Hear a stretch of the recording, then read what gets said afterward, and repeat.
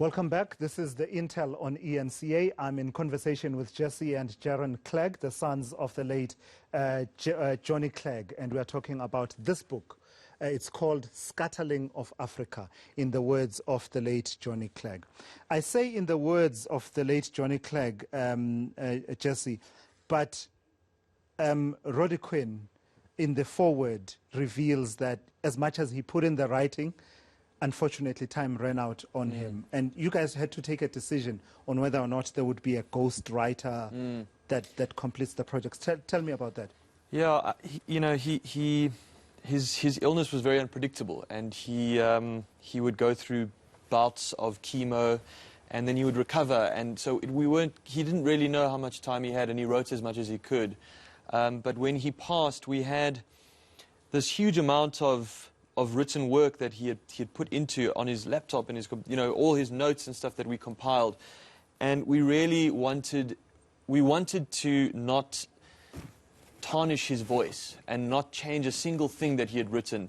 And what we ended up deciding to do is we said, even though it's unfinished, we would rather let it stand for what it is and let it be this beautiful, unfinished, authentic journey that he wrote about. And so what we ended up doing is, instead of getting a ghostwriter, we just had an editor help us put the pieces together and find a coherent strand through all the anecdotes that he wrote about. But we really just wanted it to be in his voice and not to change a thing that he wrote. That was our first goal. There are so many choices in terms of what it would be called, but you settled on Scatterling of Africa. Why? There were so many options.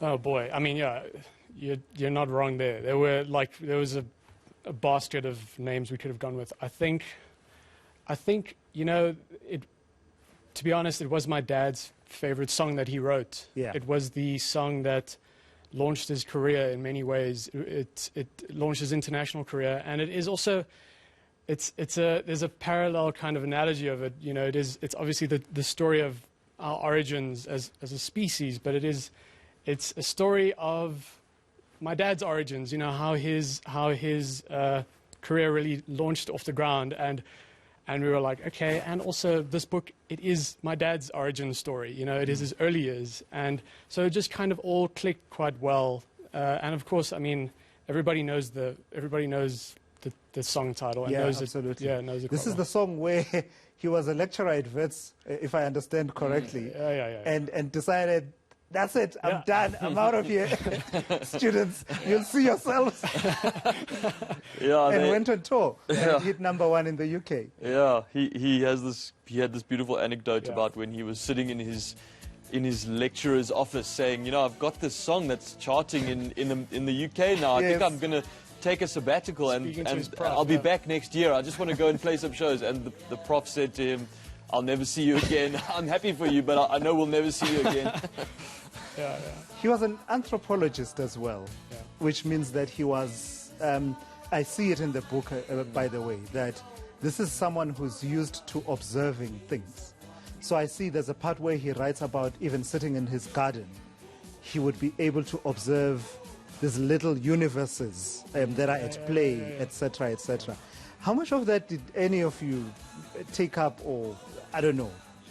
Did you take up after him? I think we both. Score? I mean, in terms of how, the small things. I think that's what the beautiful thing of, what he writes about is when he was a kid, he used to play with toys and he had these little narratives. But But just the in how plastic soldiers and the lead soldiers. Yeah, but just how observant he was of the universe and how much he took in. He was the most curious man I ever knew, and I think myself and my brother hope a little bit of that curiosity rubbed off on us, and so we try as much. And when we do appreciate the small things, we tend to think of our dad. So one of the chapters talks about walking songs, if I remember correctly. Let me just get there correctly, very quickly. Chalimzila and walking with songs, with songs. So let's park the issue of Chalimzila as one of the many dramatis personae that come up in your dad's life story, Jesse. But talk about walking songs and use that analogy. And walking songs he describes it as it's the music you play on the guitar, tuned in the way that it was, to sort of create the impression and to sort of help you cope with the long journeys in rural KwaZulu-Natal, and you'll be strumming as you are walking, and the road doesn't feel that long. In a way, I was thinking that that's perhaps, you know, your dad's music was walking songs for South Africa. Yeah, I think that's a beautiful analogy. I think that he documented moments in South Africa's transition that we still celebrate today, and he had a way of seeing it, a hopeful way of seeing it, but a real way of seeing it. You know, very I like nuanced, that. Hopeful but real. Yeah, and he was nuanced, and he had a realistic perspective, but he knew that this was a special place. And I think in his music and in his work, he reflected both the light and the dark, but always leaning towards the light, and always a sense of incredible potential and incredible light and love. And he experienced that in his own life. You know, it was from his own experience of living in South Africa and gaining so much perspective and so much meaning from the cultural diversity that he was able to manifest this optimism and manifest a real sense of what we can be. And now, with him, you know, no longer with us, to what extent, Jaron, do you think those ideals and that view of the world, those walking songs, continue to resonate? And to what extent does South Africa continue to need those walking songs, that voice of a Johnny Clegg, you know, whether it be Johnny Clegg himself, but also people who have that hopeful, optimistic, but realistic view of where we are as a country in terms of how we relate with one another, in terms of the real challenges that we face as a nation?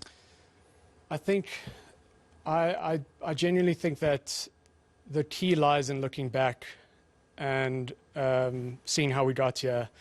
And I think that's something he did a lot in his life. And I think his story is one of those stories that we have to, I guess, take note of as a benchmark for a voice who can be that. And I think there are many voices out there today that you know, on many different platforms. I think it is important, you know, especially considering where we are, to definitely take note of that, and to try and channel that productive, you know, that productive and kind of looking ahead, but hopeful spirit, you know, that my dad was.